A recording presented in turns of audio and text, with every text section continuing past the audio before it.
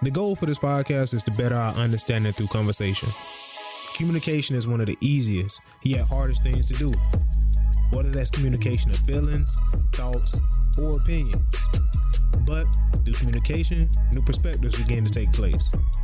Throughout the various topics and opinions discussed on this podcast, we hope that we can add value, understanding, and a few laughs to your day.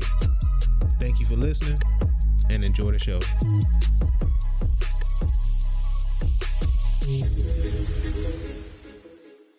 Oh, this is the Real Talk Podcast. I'm your man, Bruce. That's my man, E. That's my man, James, man. What's going on, bro? Yo. Y'all doing all right, man? How y'all doing, man? Appreciate you for having me, man. I'm going to hop right into it, man. I got a couple questions for you, James. Go ahead. Where you from, man? From the ATL, baby. What part of Atlanta, man? What part of Atlanta you from? So, from Douglasville. I grew up mostly, and I went to high school in Gwinnett. Gwinnett County. Yes, sir. What I want to ask, and this is just like the question that a lot of people have, like, for what would you really classify as Atlanta? Like, if, like, what? Anything inside 285. Anything. Okay, inside so 285, you know that. Okay. Anything on the outside 285 is considered, those cities are, what we're call it, metropolitan. Okay. Metropolitan. Yeah, anything outside 285 is metro. Anything inside is the city. Well, I mean, city is metro, but obviously ATL. In Atlanta, you have metropolitan counties that are strictly known for the city. Like, you have 5 metropolitan counties. You got Fulton County, Gwinnett County, Cobb, Clayton, and so that's DeKalb County. Those are the 5 metropolitan counties. Yeah, that's 2 and 285? Yeah. That's inside 285? No. Well, DeKalb and Fulton and some of Gwinnett. Okay, got you. And some of Cobb. So Clayton's below. Clayton's like the airport and below the city. My mom is from Atlanta. My mom is like from Atlanta, like inside the inner city, like Booker T. Washington High School. It's the oldest black high school in Atlanta. If you were black 50, 60, 70, 80 years ago, you had to attend that high school. It was the only black high school in a certain area that you had to attend before, segregation and desegregation and all that. Yeah, so, super crazy. But yeah, you've heard of Booker T. There's a lot of, yeah, that's where Martin Luther King went to. There's a lot of well-known people who went to that high school. Booker T. Very prominent people. That high school is like over 150 years old. It's an old high school. You mentioned your parents, man. You mentioned your mom. I wanted to ask you about your family dynamic, man. Like parents, siblings, things like that, man. So, about my family, like I said, I'm very blessed as a black man. I have a great relationship with my parents, mom, dad. Both been married for about 41, 42 years, I do believe, going on 43 next year. So I have 3 siblings, 3 sisters, 2 older, 1 younger, and, take it from there. Yeah, man. All right, I got a question for you off of that. You brought up an interesting point about marriage. I want to talk to you about that. Go ahead. The marriage dynamic. So, being that your parents are still married. Right. What's you being a young brother, what's your thoughts of marriage? Like, do you see yourself going the distance? Oh yeah, it's a blessing to be married that long. Of course, I look forward to provide that love, that care, to a special woman at the end of the day and grow old. Yeah, marriage has its ups and downs, just like any relationship or friendship or anything that goes on in life. At the end of the day, you stick it through. You talk, you communicate.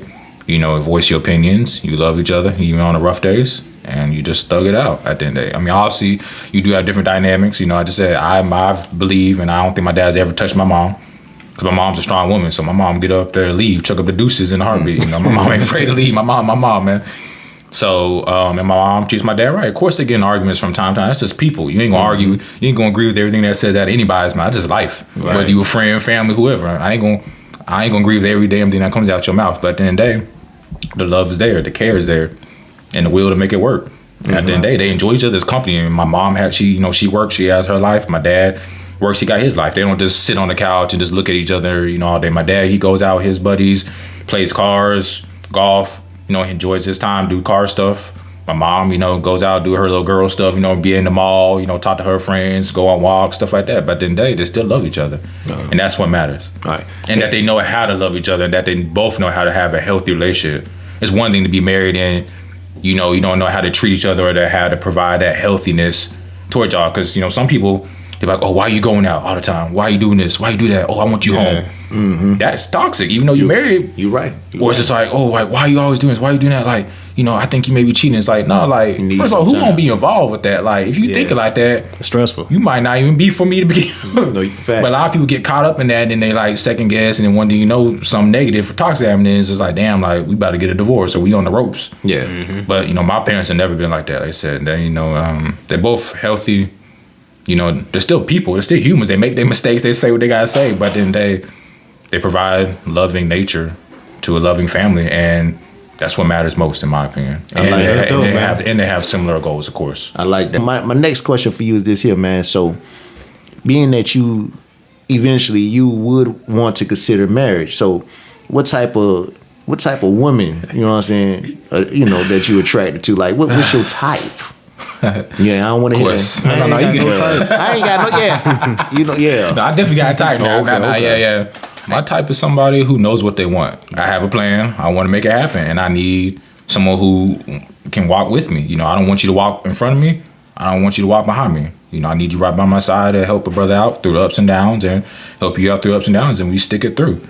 And of course, somebody who's loving, caring, family oriented, because I value my family. Even though I'm not from here, I still value my family.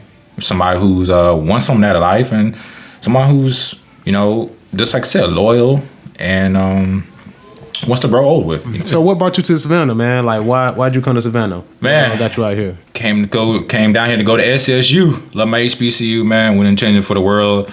Quick fact for the viewers: SSU's been on the school I want to go to since about 16, 17 years old. So I knew I wanted to be here, and the rest played itself out. Interesting. I'm staying here. Yep. You known that since you were 16, 17 years old. So what was your introduction to Savannah State? Well, I did some research, and I always knew I wanted to go to HBCU because, shout out to Drumline, Nick Cannon. Bro. Appreciate you, man. That was a dope movie. That got me into HBCUs as a kid, Appreciate Nick Cannon, yeah. Anybody that's listening to us under the sound of our voice, especially if you got any connection to Savannah State, please, y'all.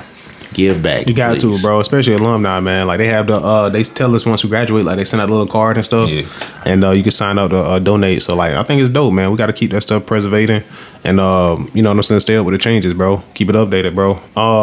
What'd you major in while you was there? Sociology, and major. My minor is Africana Studies. Africana Studies. So what you plan on doing with the sociology? Funny thing, man. So I was very blessed and fortunate enough to network and have that in my back of my mind. Like I said, I'm the type of person, I know what I want out of life. I know I want out of life from very young. So when I come into stuff, I already got plans, goals. This is where I want to be. This is where I see that. I mean, I live life for today, but at the end of the day, I think about next week, next month, next year, but I'm still focused on today. Like I said, I don't like to wake up and be like, what am I going to do today? What's on the game? I won't be like, this is what I need to focus on. This is what I need to concentrate. This is what I got on my schedule. Mm-hmm. I like to, because I said, I always tell Bruce, you only live life once, but you live it right once is enough at the end of the day. So 1,000%, man. I always keep that by myself. Slow that down and repeat that one more time, brother. You live life once, but if you live it right, once is enough. I like that. So I don't want to be that person who I want to be old and gray, be like, I would have, should have, could have. What if I would have worked harder? What if I would have tried a little harder to maybe make this friendship work, maybe make that relationship work? So I always think about that in the back of my mind. I don't want to live with regret. The life's too short, and there are people who do. I mean, and I don't want to be that person. Yeah. Whether it's with friends, family, whoever, man. Like I said, I'm not a materialist person. I ain't all about the money. But at the end of the day, I do value people to a high extent. Because I said, you can replace material stuff, but you can't replace people. So what was your college experience like, man? What was that college experience like, dog? Man, it was a blessing, man. I learned a lot. Girls, people, man, friends.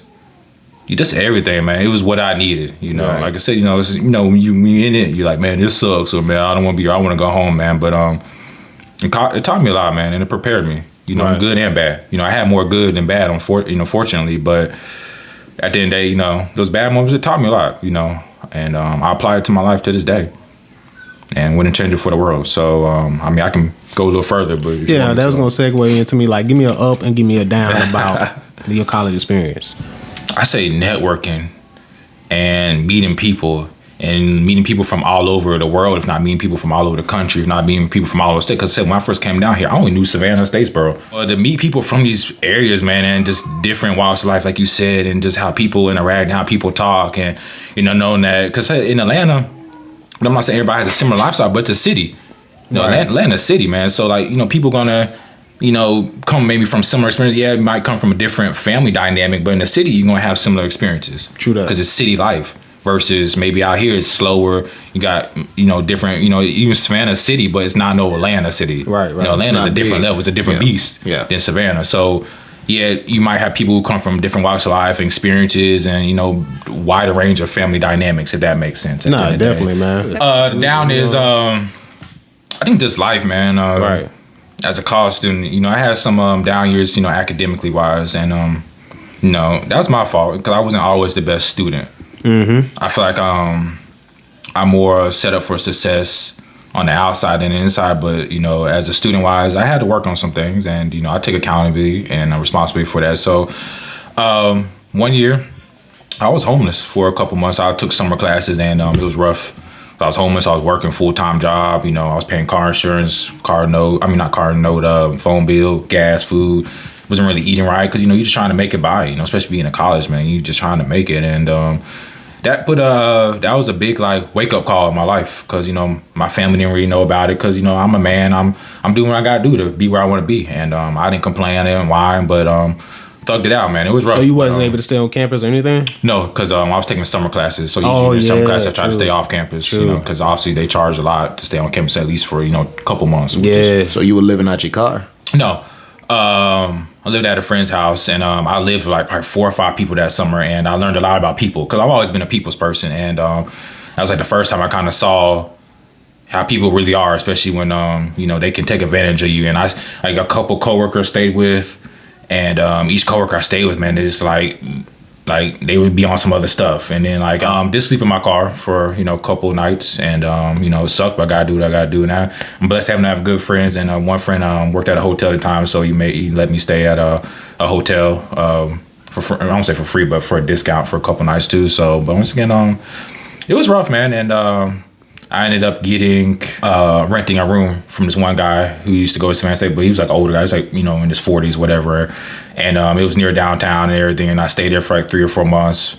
And that didn't die well either because he was a slumlord. He was trying to take advantage of the place I was at, had no hot water, had cold water. This is during September, October, November, so it was starting to get cold outside. So had no hot water. There was actually a rat in the house because the house that he owned was his grandma's house. His grandma passed a couple years ago. So he didn't want to spend money to, keep it up all day. He was just trying to make some money off of it. And the house was probably at least 50, 60, 70 years old. So it wasn't no new house. It was an old house.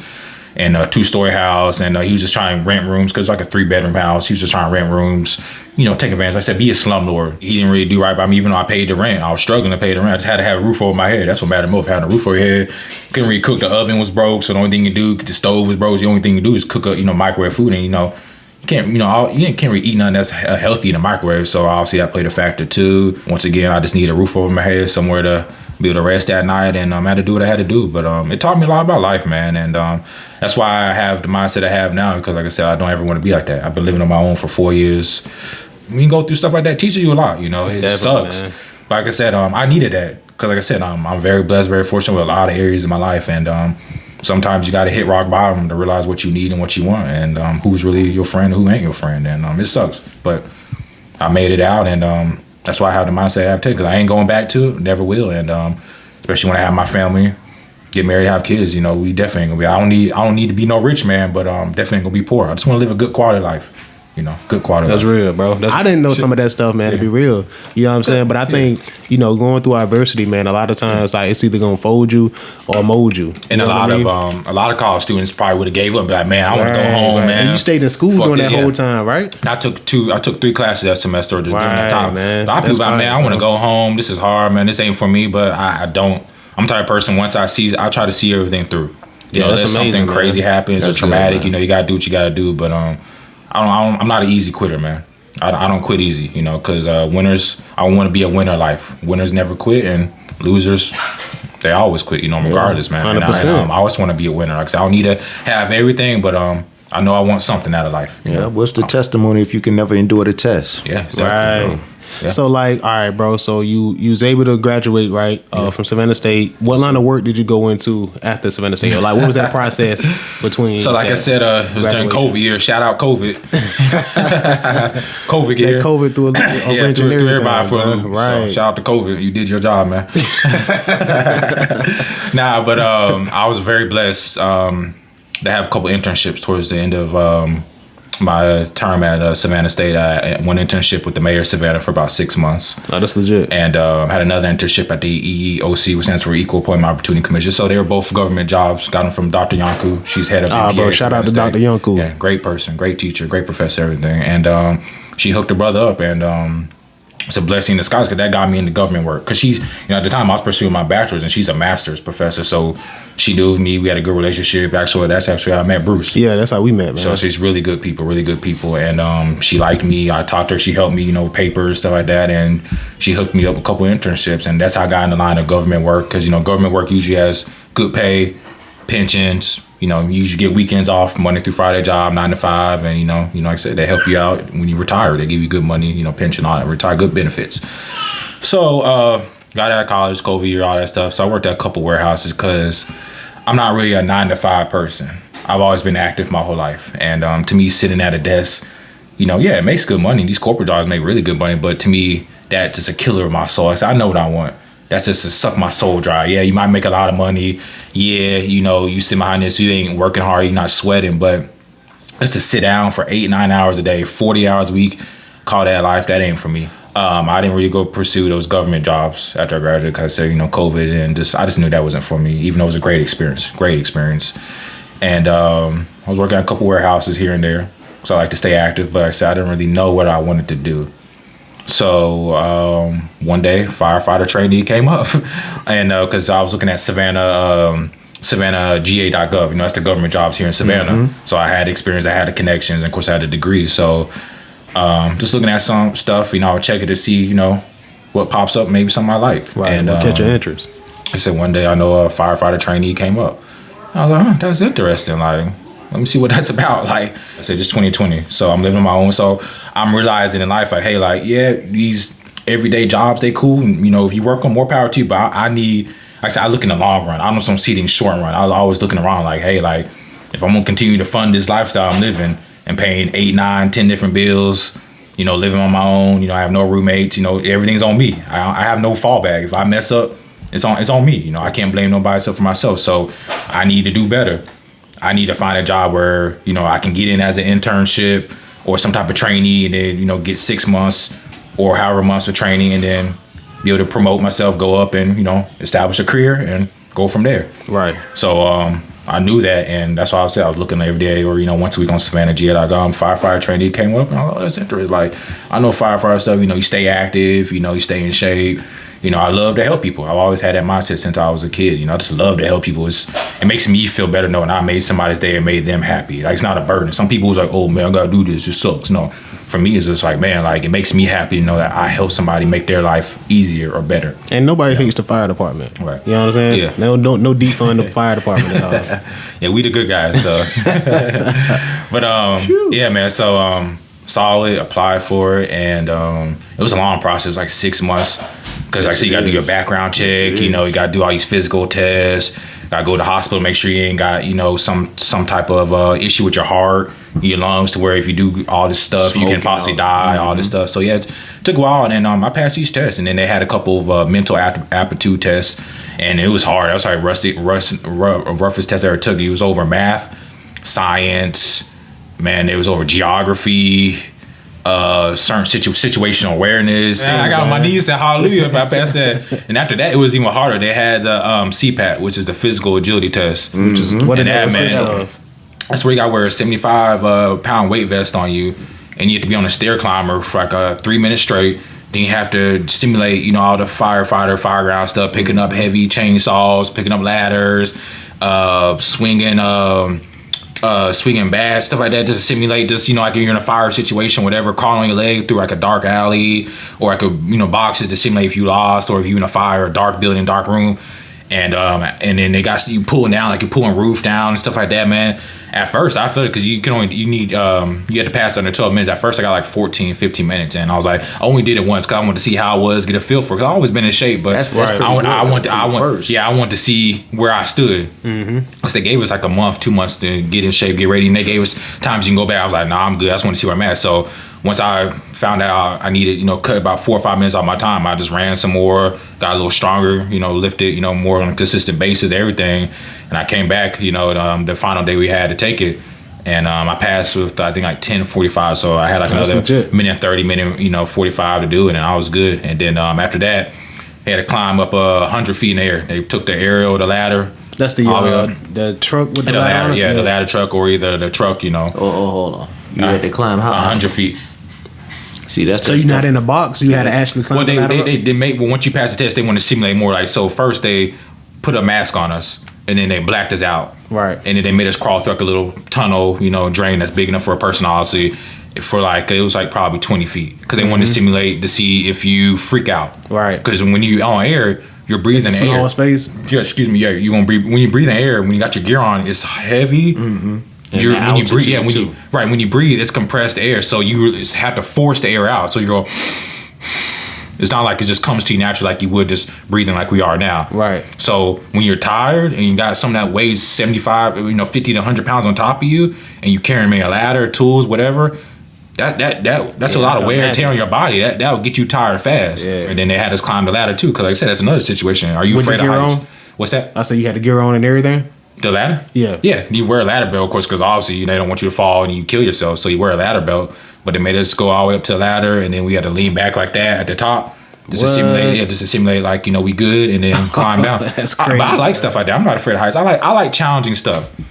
I don't know if I would have been able to do that one, bro. The heights. Yeah, a lot of people like, man, you crazy, man. Like, I'm like, but you're talking about like where you lean back and do the cross thing? Yeah, they kind of so like you trust your weight, your body weight and everything. Yeah. So, and that's just the beginning. Yeah. Then you had to go to academy, and academy was like, man, like, I see why the military the way it is, man, because they made a man out of me. I mean, I feel like I was a little boy going to academy, boy. They made a man of me 6 months. 6 months.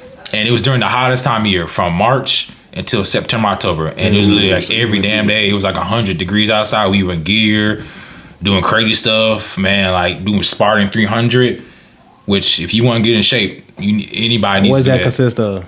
Run 3 miles, 300 push-ups, and 300 sit-ups or 300 squats. All in a day or for how PT. Long? So it's like an hour. Yeah, like an hour. Yeah, boy, if you want to get in shape, 3 miles. That would get you behind 300 push-ups, or 300 sit-ups or 300 crunches. 300 crunches or either 300 squats. So it's 3 miles, 300 push-ups, and then either 300 squats or 300 crunches. Or so 300 squats or 300 squats. You pick the squats or the sit-ups. I'm doing the squats, man. Yeah. And that's crazy because I'm gonna probably do the sit-ups. Yeah. Yeah, like but that's crazy. That's the human mind.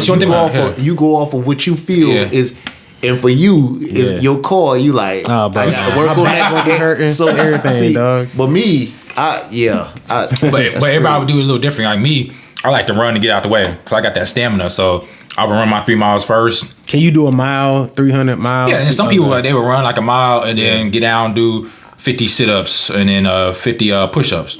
But me, I like to get one thing out the way. So while everybody do that, I'll run my 3 miles and then, I'll get down, I'll do 50 push-ups or just say 25 push-ups, then turn around, do 50 squats or 50 sit-ups and then do another 25 push-ups. The hardest part is out the way. I'm going to take a little segue, man. Yeah. What have you learned so far? Like with all that stuff you just explained, man, like what is a couple of things that you took away or the main thing that kind of like pressed in your mind? From academy? From just everything, your experience in college, all the way up to this point. More accountability. More responsibility. Yeah. Pride. Definitely take pride. I definitely take pride in being a firefighter because one, I didn't earn it. It wasn't given to me. And damn near almost died becoming a firefighter. So I take a lot of pride in being a firefighter. I love the job, love the career. I want to do it for a very long time. And I don't take it for granted because one, you can die from it. Mm-hmm. And two, like I said, I had to earn it. It wasn't given to me at all. I had to earn it. And, 100%. The small things, there's certain times like maybe you wear black socks, but maybe one sock was different from the other, even though it's black, or just Don't that piss you off? Yeah, Socks, it's bro. the smallest thing. You feel me? Yeah. The smallest things, man. They just get on you, they pick on you, and they won't let you go. But you know what, though, bro? The one thing, though, and I get it, but the appreciation that comes from that is the details. Yeah, You pay attention to the details. And I didn't understand it at first. I was like, why are y'all on my behind about this small stuff? Like, don't matter. And then, like, you realize that small things can get you killed if you don't pay attention, man. Exactly. Or get somebody else killed. Yeah, exactly. I just hated it. They just, small things, they get on you, and they just pick on you the whole day. But, you know, after a couple months, they came up to me. They're like, Lenior, you know, we'll leave, you know, if you don't mess up, we're going to leave you alone. You won't hear from us, but you mess up. That's like you mess up. We're going to be on you the whole day. We're going to be looking for you. And I'll be like, it finally clicked. I don't know why I didn't think about it, but like it finally clicked. And I was like, dang, that's the truth. Like, because he literally came up to me, he's like, you know, like, you've been doing good lately, but it says, like, the moment you mess up, we're going to be looking for you more and more. But if you don't mess up, you know, we going to go look for somebody else to mess up. And I was like, yeah, man, it made a lot of sense. That makes sense. Yeah, it does. It does, bro. One thing I like about you that two things, man, actually, is your networking ability. Because this guy not scared to talk to nobody, bro. We'll be in the mall. This man that strike up a super long conversation with the attendant rep or the cashier or just a random person in the mall. And I always liked it about him, man. Just like your networking abilities. And just, can you speak to that briefly? Just like why networking is important? Because, like, you know, like we said, we promote HBCUs, we promote college. Right. And when you go to college, sometimes you got to step outside your comfort zone, because I'm naturally an introvert. Right. And whoever I'm speaking to, they probably like that. Maybe they thinking about going to college. Maybe they just leaving high school, whatever the case may be. But you got to network. You got to step outside of that. So can you speak to that? Oh, yeah. Because just talk about what you said. It's not always what you know. Sometimes it's who you know. Like I said, I'm very fortunate to know Dr. Yanku. She met you. I met her through you. Or I met you through her. That's networking right there. Right, bro. The job she gave me, the possible career path. So it's just like, yeah, what you know plays a factor. But like I said, sometimes it's who you know. You can get you into that job or get you that connection to maybe get you even more. You know, I met, you know, Dr. D through Dr. Yanku too. So it's just like, it's a starting point. Yeah, you got to put in the work. Yeah, you got to see it through, but it's a starting point. 1000%, bro. It's like going to college or doing anything in life that's positive, maybe that, you know, something you're trying to better yourself in. It's a starting point. It gets you in the door, but you got to step through that door at the end of the day and be willing to take the chance, get uncomfortable, go through some growth or regrowth, you know, at the end, because we're all a work in progress, but at the end of the day, you know, we all have our times and moments, but you got to be able to see it through. 1000%. You got to have a vision. Like I said, you know, you ain't got to be perfect. I'm not perfect, but the vision, as long as you have the vision, that's a starting point. Yeah. And the goals to go along with it too. Secondly, man, I would say too, you don't care much about what people think. Or I would say it like this. You don't care about impressing people. You know what I'm saying? Conversation last night. Yeah, man. I'm ready for this. Now let me know. I'm ready to fire off. All right, bro. So like, let me explain that to me. I ain't even gonna go into it. Explain that. Yeah, man. So what I mean by that, of course, self-presentation makes sense. You know, you got to be presentable, especially for certain situations. Like how I'm dressed now, I ain't gonna show up to no formal meeting. No interview. Yeah, no interview just dressed up like this. Yeah, I'd be crazy. I wouldn't step foot in the door. I'd be embarrassed to walk in the building like this. Right. For an interview. But what I mean by that is my self-confidence, my self-esteem, who I am as a person. I don't let that affect how I interact with people. I'm comfortable in my own skin. Mm-hmm. I don't need to wear Gucci, Polo, all this expensive clothing, you know, Louis Vuitton, all this stuff that people do wear to impress people. I feel like my main motto in life is your tribe, your vibe attracts your tribe. Yeah, energy means something. Yeah, I get it. How you present yourself means something too. But at the end of the day, I feel like the people who are meant to be in life, they're going to be in life. You know, and the people who aren't, yeah, they might be temporary. Yeah, they might be seasonal, whatever you want to call it, but they're eventually going to leave.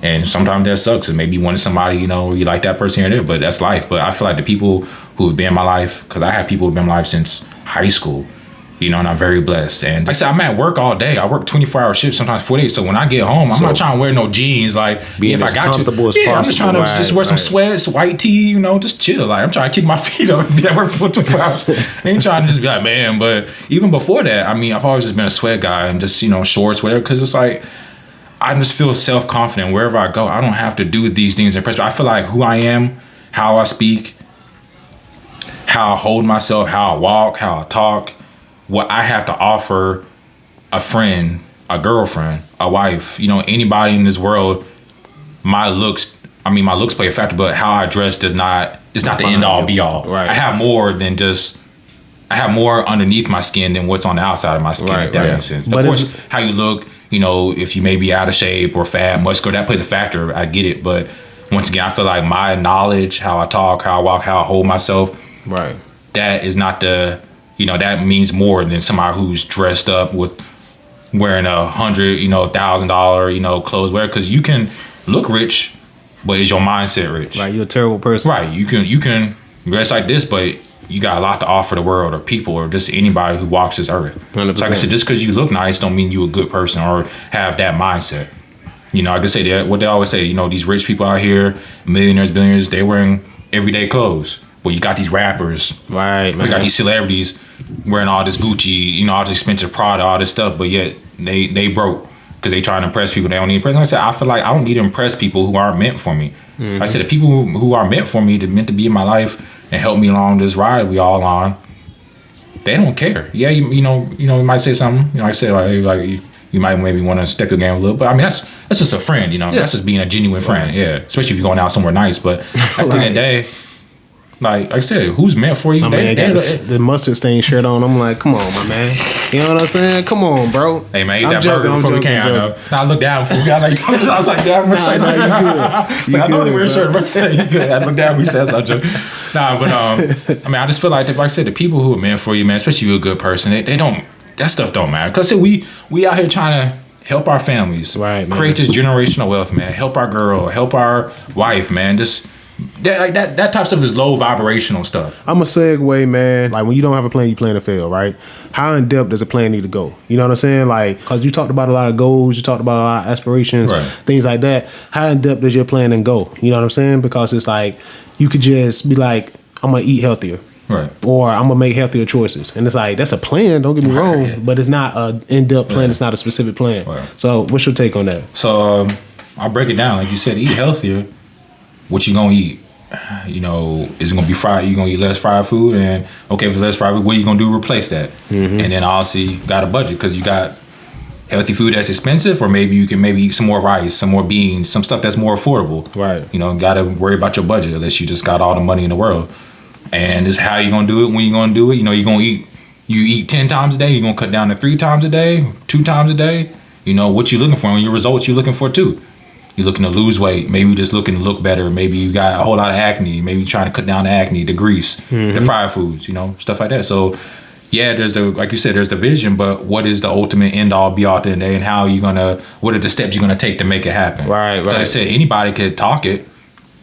Anybody could talk the talk, but to walk the walk, that's something different. You know 1,000%. I mean? Talk is cheap. Anybody can say something, but till you actually have a plan, have steps, what you're gonna do, how you're gonna do it, and the goal, the end goal, that's the part that takes some thinking about. And it takes, like I said, like the guy we talking about last night, the Coach Hogan guy, you know, effort, time, and discipline. You gotta be consistent, because you can put in effort for a day, 2 days, and then it's like, damn, I ain't gonna do this for a week.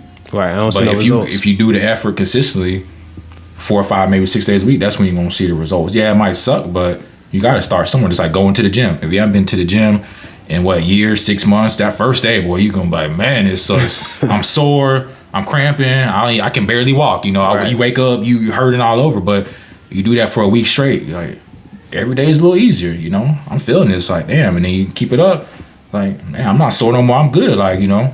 Like, I'm ready to keep going, you know. So you got to start somewhere at the beginning of the day. I think you summed that up perfectly. Yeah, bro. man, 100%, bro, 100%, man. Thoughts, right? Yeah. So I think where you are in life, you at that present point in life because your present dominating thoughts in the past. Right. Whatever you was thinking about, if it was development, let's just say like graduating college, you wanted to get your degree. That was your present thought. That's how you got to that point. Right. Is that a true statement or not?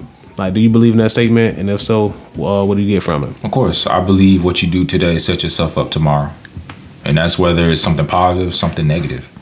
Like I said, so say I leave here and I get in a car accident. Okay, I got to go to work tomorrow. And I was like, how am I going to go to work? Or, you know, do I got the money to repair my car? How long is it going to take? You know, do I have insurance? Because what if I wasn't driving insurance? Right. Now I'm either going to go to jail or get a fat ticket, or something bad is gonna happen. You know, certain things, you know, just lead up to each other. And it's like, damn, now I gotta miss work. And if I miss work, am I gonna get fired? Or now they gotta find somebody to cover me.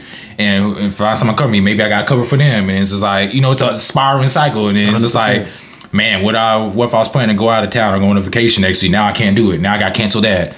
And now the person I'm supposed to go, maybe they might be mad. You know what I mean? It's like a never ending circle. It's like, oh my gosh, it just never ends. And you know what I mean? But it's just like simple stuff like that. I feel like a lot of people don't think about. You know, like I said, I'm very, like I said earlier, you know, when it comes to life changing decisions, I always try to, you know, step back, think about the pros, the cons, consequences, the reward. Because like I said, like, you know, have critical thinking. I feel like a lot of people, especially our people in the Black community, you know, a lot of us, we just do that. Do the thing based off our first emotion, first reaction, impulse, and then impulse, or make radical decisions before you know. It's like, man, like why did I do that? Or I shouldn't have done that. I wouldn't be here, do this, do that. But me, you know, of course, you know, just like person, like say you downtown walking late at night, and you maybe in an area where you know people drinking, smoking, whatever, you know, and you walk by or somebody walks by, you just step on your J's, or either they might, you know, shoulder bump you. As a man, you can be like, what's up, man? Like, what you doing? Like, you on that? Like, come on, man, you ain't gotta do all that. And but what if that person had a gun or weapon and they having a bad day, or maybe they under the influence and they end up shooting you, hurting you, stabbing you, would do something, you know, to you to hurt you, you know, when you could just been like, man, whatever, like, or just, you know, just walk away from it, you know. That's the moments where it's like, man, I could have done something different, made a different decision there, you know, whatever. It doesn't have to be that. It could just be like with anything in life, you know. But that's how I think. Like I said, certain things aren't worth their energy, right? You know, at the end of the day, but people don't think like that. I mean, like you think like that, a lot of things can be avoided. You know, critical thinking and self-awareness will get you far. 100%, man. That's pretty much all I had. Like I said, man, I want to be cognizant of you guys' time. I appreciate you, James, for coming through, bro. Appreciate having me. You know what I'm saying? That was dope, bro. We definitely got to have a part 2 for this, man. Yes, sir. What about you, E, man? You got anything to drop on them? Man, I was listening, man. I'm taking it all in. Like, it's good to hear, you know, it's good to hear different perspectives from, you know, intellectual people, you know, like that. I dig that. Appreciate you. This has been Real Talk Podcast, man. Hopefully you guys found something that you guys like about it. Like, share, comment, tell a friend, tell a family member. See us every Thursday, man. We post new episodes every Thursday. So tune in next week, man. Catch this episode. Continue to watch.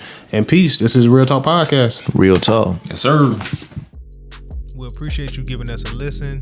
If you like this episode and would like to engage with us or support, reach out through our social media platforms linked in the description, and tune in every Thursday to check out new episodes. See you next week.